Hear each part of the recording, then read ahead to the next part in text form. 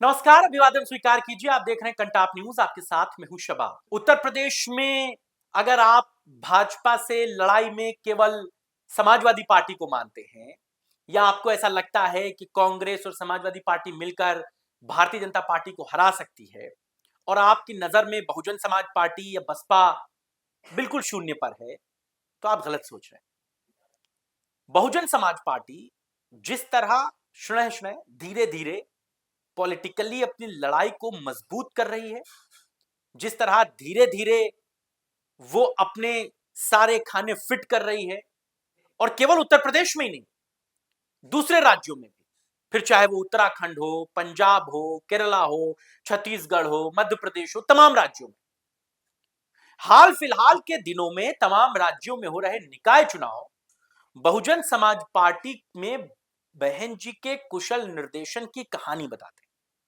अभी केरला का निकाय चुनाव गुजरा, उसमें शानदार तरीके से 3 बहुजन समाज पार्टी के कैंडिडेट जीते।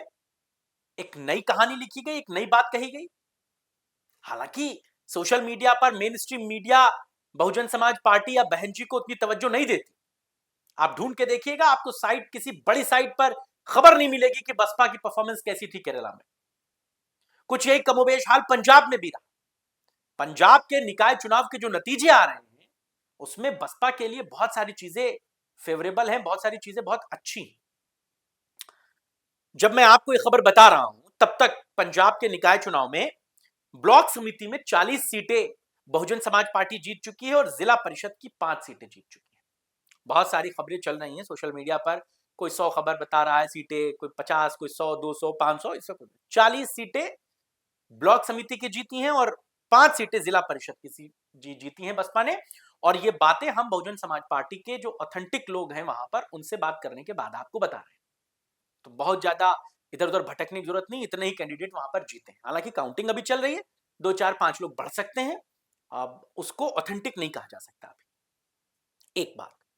दूसरी बात, बहुजन समाज पार्टी जिस तरह निकाय चुनाव में अपने आप को साबित कर रही है, जिस तरह अपने आप को बैक कर रही है, वो ये बताता है कि सिर्फ पंजाब नहीं या सिर्फ केरला नहीं, बल्कि उत्तराखंड, उत्तर प्रदेश, राजस्थान, मध्य प्रदेश, सारे हिंदी भाषी राज्यों में बहुजन समाज पार्टी अपनी जड़ों को एक बार फिर पानी दे रही है, एक बार फिर मजबूती पकड़ रही है।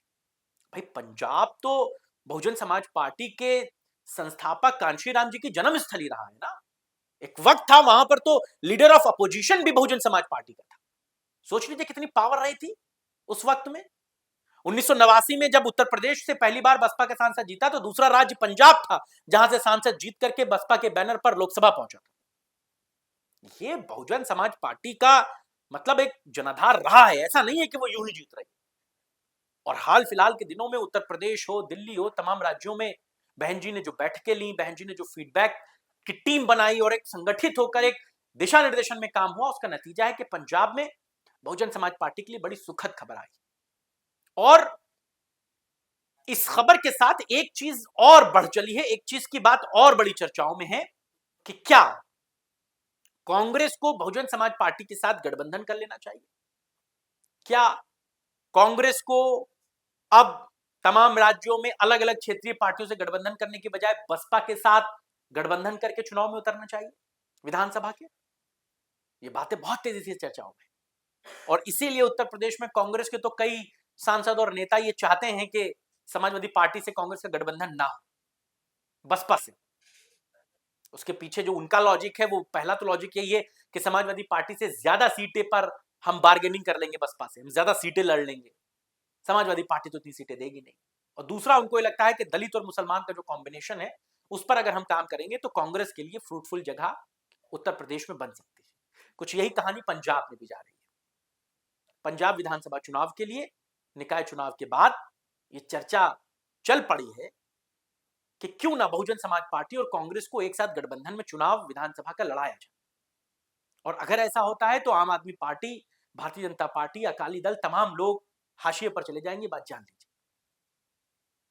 अब इन चीजों में कितनी डेप्थ है, कितनी गहराई है, इसके लिए तो समय देना होगा, लेकिन राजनीति में कुछ भी इम्पॉसिबल नहीं है, ये बात जान लीजिए आप। ऐसा नहीं है कि कांग्रेस और बसपा गठबंधन नहीं कर सकते। और अगर पंजाब में हो गया तो उत्तराखंड में भी आप देखिएगा, कांग्रेस का जो सूखा है, कांग्रेस की जो किल्लत है विधायक जिताने की, सरकार बनाने तक की नौबत आ जाएगी। वहां पे भी बसपा का बड़ा जना था। लेकिन निकाय चुनाव के जो नतीजे आए हैं, उससे पहले केरला के जो नतीजे आए थे निकाय चुनाव के, उससे पहले जो छत्तीसगढ़ के चुनाव के नतीजे आए थे, और अब जो उत्तराखंड के आएंगे, उसके बाद जो उत्तर प्रदेश के आएंगे, इन तमाम जगहों पर बहुजन समाज पार्टी का मजबूत होना उसके लिए बड़े पॉजिटिव संकेत देता है। आप इस खबर पर क्या सोचते हैं? पंजाब में बहुजन समाज पार्टी की मजबूती को कैसे देखते हैं? आपको क्या लगता है कि इसका असर क्या उत्तर प्रदेश में पड़ेगा? पड़ेगा तो कैसे पड़ेगा? आपके राय और विचारों का इंतजार रहेगा। फिलहाल इस खबर में बस इतना है। नमस्कार।